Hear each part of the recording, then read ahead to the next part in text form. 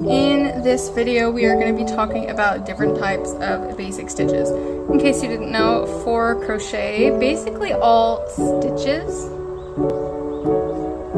are combinations of these 5 basic stitches. So, let's start with the shortest. We'll go shortest to tallest. I like to be organized like that. This is a swatch of slip stitches. A slip stitch basically does not yarn over almost at all, so we'll start by making a slip knot. And to demonstrate, I'm just gonna make 3 chains. Now with slip stitch, you'll still go in the 2nd chain from your hook. You'll go underneath through the stitch, pull the yarn through, and then you slip it underneath, just like that. So again, through the stitch, bring the yarn under, and then through the loop.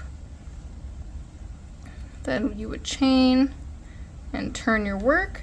Now, I did this swatch going through the full stitch. A lot of times when people will do rows of slip stitches, they'll go through the back or the front loop only. But for the sake of showing you what it would look like if you accidentally were slip stitching, because you might be a dumbass, here's what it would look like. So to go through a full stitch, you should have 2. You go through what they call the V, go into the V, and then pull the yarn through, and then slip underneath. We'll do that again here. Slip, bitty slop.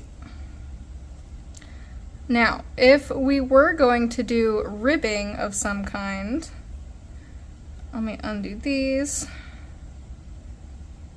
This is what it would look like if we were going to do a back or front loop only. I usually just do back loop. So you would go in, you'd look at your stitches, you see these V's, each one of those is a stitch. You skip the first one because that is our chain stitch, so we're going into this one. Slip just into the back loop. It is kind of a pain in the ass to do with slip stitches, so I usually will use single crochet. But again, for the sake of learning, because I want you guys to all know what you're doing. Gonna really get... Sometimes, if you do have a pattern that does this, it's easier to just grab the stitch with your fingers if it's a back loop only. Oops. Oh, we're doing a slip stitch. There we go. And there we go. Now, the next swatch that we're going to look at is a single crochet. If you're first learning, I would highly recommend practicing just a swatch of single crochet, like on a scarf or something like that, or a rag or a pot holder or something, just so that you can learn how to control your tension. But this is kind of what it looks like. I did do the same number of rows, so before we move on, I'll count the rows for you. So for our slip stitches, we have 1, 2, 3, 4, 5, and then 6. The first row was our chain row, so it's 5 rows of slip stitches after our first chain row. For our single crochet swatch, we have 1, 2, 3, 4, 5, and 6. And you can kind of see it better maybe if I turn to the side here. 1 is our bottom row, then 2, 3, 4, 5, 6. And the way that you would do a slip stitch, we're going to start the way we always start, with a slip knot. And I'm going to go 1, 2, 3. The way that you do a single crochet is you go into a stitch, you pull the yarn through, yarn over, and you pull through both loops, just like that. You also only chain 1, turn, and again, this is just going to be a regular stitch, so we're going into the whole stitch, not front loop or back loop. We go through both loops. 1, 2, chain and turn, and I'll go through it one more time so you can kind of see. Both loops are on top, 1, and again, 2. And this is what the full swatch looks like again. The stitches are easier to see when it's on a little bit longer. And remember that these V's are each 1 stitch. So if you were to count the stitches, you would count them 1, 2, 3, 4, 5, 6, 7, 8, 9, 10, 11, 12. So that is our single crochet. Slip stitch, single crochet. The next tallest stitch that we have is our half double crochet. This is one of the fastest working stitches. It can be a little bit tricky to get, and I'll show you why, but it is one of my favorite stitches to use. Let's show you the rows here. Okay, so this is our chain row. Then we have 1, 2, 3, 4, 5. Sorry, 1, 2, 3, 4, 5, and 6. Now the way that we do a half double crochet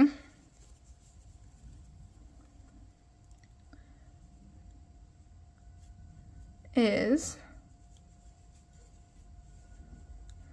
you yarn over before you put your hook into the stitch, then you insert into the stitch, pull the yarn through, and now you should see 3 loops on your hook. You're actually going to go through all of them in one fell swoop. So yarn over. I find it easiest to hold right underneath the middle stitch like that with my thumb, and through all 3 stitches. One more time, yarn over before you go into the stitch, pull through, grab, and go through all 3 stitches. I'll show you one more row. For the half double crochet, you are going to chain 2 at the end of each row. Yarn over, go into a full stitch, pull through all 3 loops, just like that. Now, as you can see here, it is taller than the single crochet by about ½ an inch here. And the slip stitch is shorter just by about the same distance. Now our next one is the double crochet. I am using US terms. I am in the US.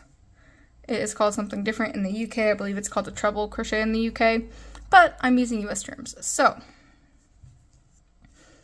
here's our chain row, and then 2, 3, 4, 5, and 6. And as you can see, this stitch has more of a post look. So if you do use this stitch, it will look looser. It's a little bit more stretchy, and it's less opaque. You can see through it. So if you really hate holes, if that's something that bothers you, then this might not be the best stitch for you to work with. But here we go.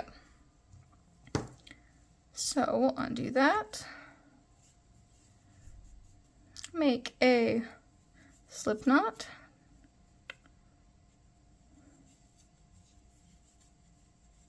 To do a double crochet, you yarn over before going to the stitch, just like you did with the half double crochet.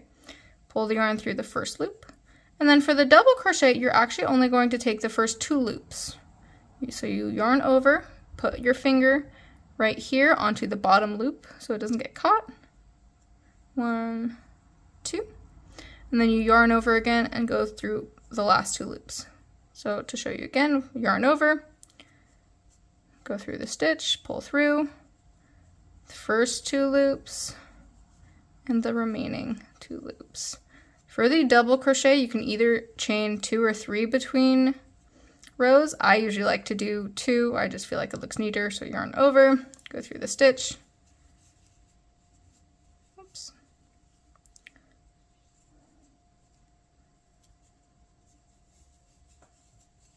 Just like that.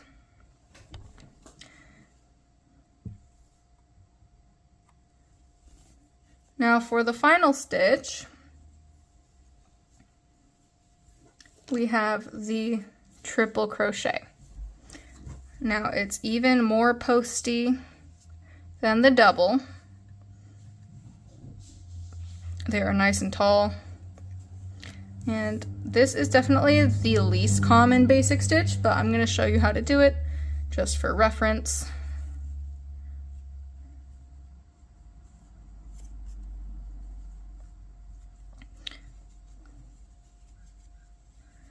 To make the triple crochet, you are going to yarn over 2 times, go into a stitch, pull through, and just like with the double crochet, you only go through 2 loops at a time. So you go 1, 2, 3. Yarn over twice, go into the next stitch, 1, 2, 3. And then for the triple crochet, you do crochet 3 or 4 times. Again, it's kind of a preference thing. Yarn over twice into the stitch, 1, 2, 3. Yarn over twice again, go into the stitch, 1, 2, 3. Now you can kind of see that I did mess up on the chain stitch a little bit, and I did not chain before going into the next row, so it looks a little wonky. But that is what you would get. So before we go, let's compare all of the swatches. Here we have our treble crochet.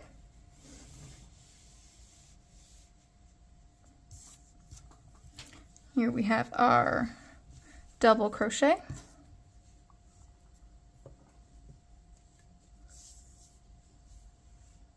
Here we have our half double crochet. Here's our single crochet and our slip stitches.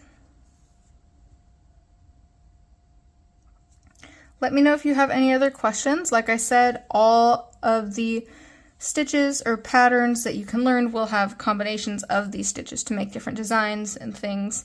If you go look at one of the patterns that I have posted, you'll see that it uses a combination of chains, double crochets, and single crochets, as well as slip knots. It's called the XO fingerless glove.